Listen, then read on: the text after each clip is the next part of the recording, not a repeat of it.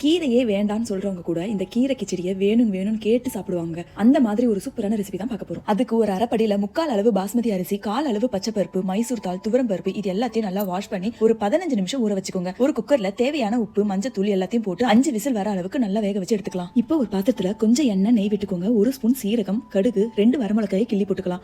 1 சிட்டிகை பெருங்காயத்தூள், கருவேப்பிலை, 2 பொடியா கட் பண்ண வெங்காயம், 10 பல்லு பூண்டு, கொஞ்சம் இஞ்சி பூண்டு பேஸ்ட், 2 பொடியா கட் பண்ண தக்காளி இதையுமே நல்லா வதக்கிக்கலாம். இப்ப கொஞ்சம் மஞ்சத்தூள், 2 ஸ்பூன் வீட்டு மிளகாய் தூள் போட்டுக்கலாம். இது எல்லாமே நல்லா பச்சை வாசனை போற வரைக்கும் வதக்கிக்கலாம். நான் இப்ப பாலக்கீரை தாங்க எடுத்துக்கிறேன். அதை நல்லா பொடியா கட் பண்ணி வச்சிருக்கேன். இதையும் இதுல போட்டு நல்லா வதக்கிக்கலாம். பாருங்க நல்லா வதங்கி இருக்கு. இப்ப 1 ஸ்பூன் மிளகு தூள் போட்டுக்கலாம். இது நல்லா வதங்கினதும் இப்ப குக்கர்ல வேக வச்ச அரிசி எடுத்து இதுல போட்டு நல்லா கிண்டிக்கலாம். இந்த சூப்பரான கீரை கிச்சடி எல்லாருக்குமே ரொம்ப பிடிக்குங்க. உங்க வீட்டு பசங்களுக்கு இதை லஞ்ச் பாக்ஸ் ரெசிபியா செஞ்சு கொடுங்க.